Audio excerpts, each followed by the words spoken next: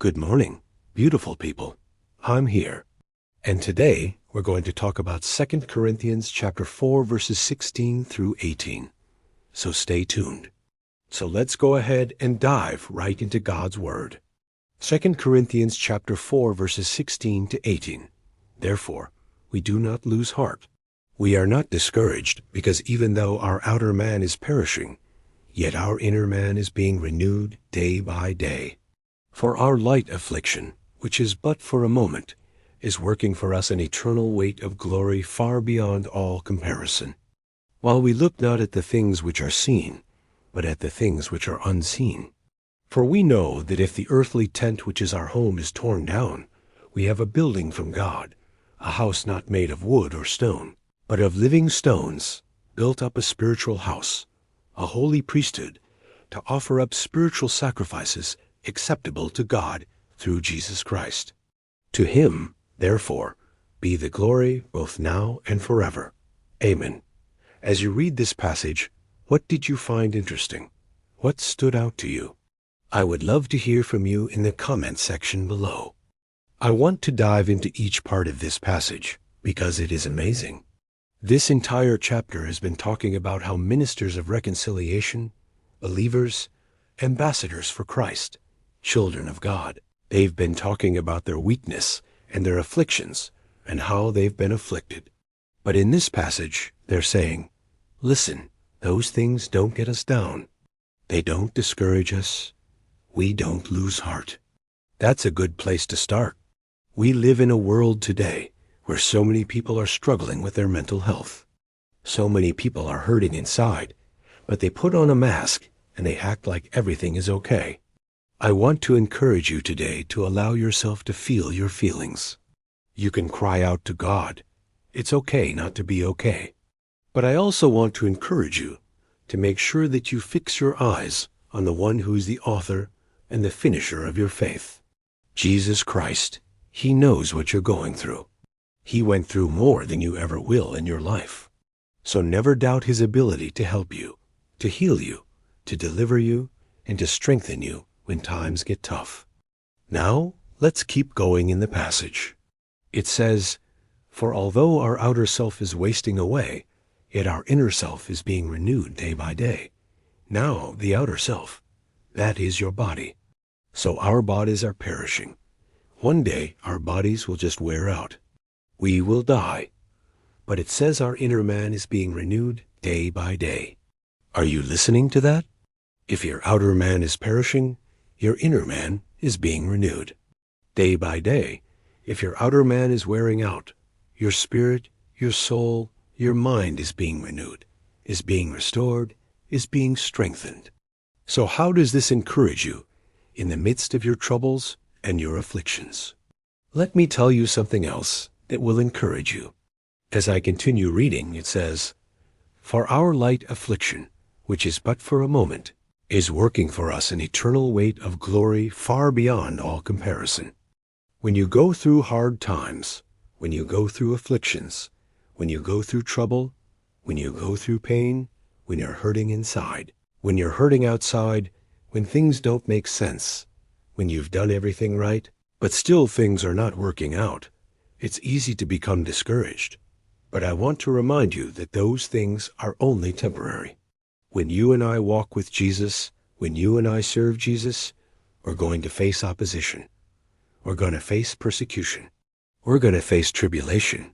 We're going to face trials. We're going to face things that want to get us down. But you've got to remember, those things cannot compare to the eternal weight of glory that awaits you. So if you and I fix our eyes on the prize, which is Jesus, then we will not be discouraged. We will not lose heart. We will not give up. Because the Bible says in Romans chapter 8, verse 28, that all things work together for good to them that love God and are called according to his purpose.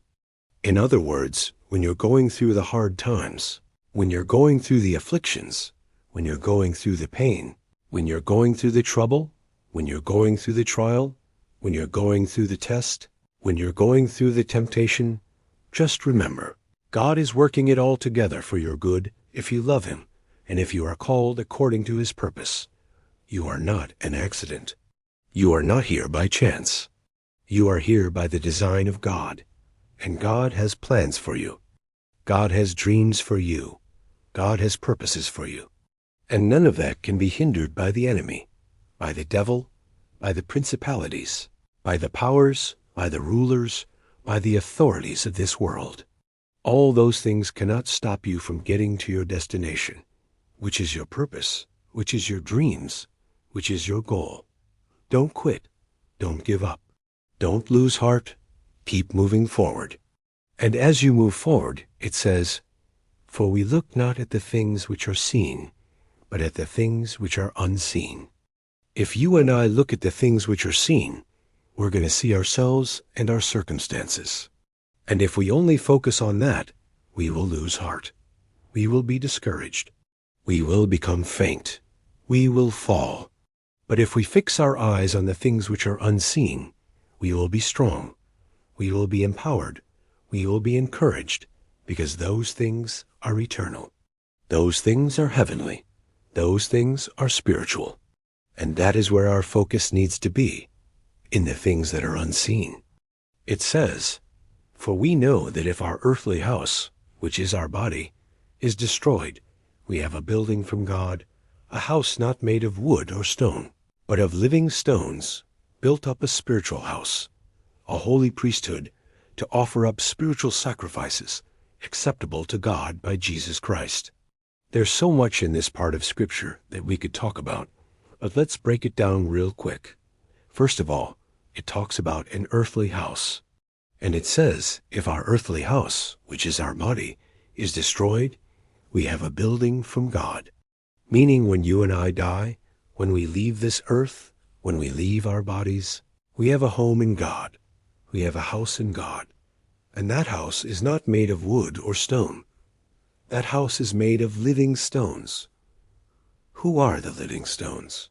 You and I are living stones. When you and I put our faith in Jesus Christ, we become living stones that are built up as a spiritual house. And it's built up as a holy priesthood. What are we offering up? We're offering up spiritual sacrifices. And that spiritual sacrifice is ourselves, our bodies, our minds, our souls, our spirits, our time, our finances, our resources. Those are all spiritual sacrifices that we offer up to God. And those sacrifices are acceptable to God through Jesus Christ. Why? Because we have a mediator in Jesus Christ. We have access to the Father through Jesus Christ. So through Jesus Christ, we can offer up our spiritual sacrifices, which are ourselves, and God will accept those sacrifices. And it says, "To him, therefore, be the glory both now and forever. Amen." So as we bring this scripture to a close, I want to encourage you to fix your eyes on Jesus. Don't lose heart. Don't be discouraged. Be encouraged because we have an eternal weight of glory that awaits us. Also remember that we have a house in heaven that awaits us. We have a mediator in Jesus Christ that allows us to have access to God. And we have spiritual sacrifices that we can offer up to God, which are ourselves. So may God remind you of these truths whenever you go through tough times. I want to encourage you to listen again to the words of this scripture and to meditate on it throughout the day. Anytime you feel like giving up, anytime you feel like losing heart, anytime you feel like you just can't take it anymore, play this audio. Listen to these words and allow them to penetrate your heart, to penetrate your mind, to penetrate your soul, that you will be reminded of the promises of God. Father, I receive your healing touch. Restore my body, mind, and soul with your strength.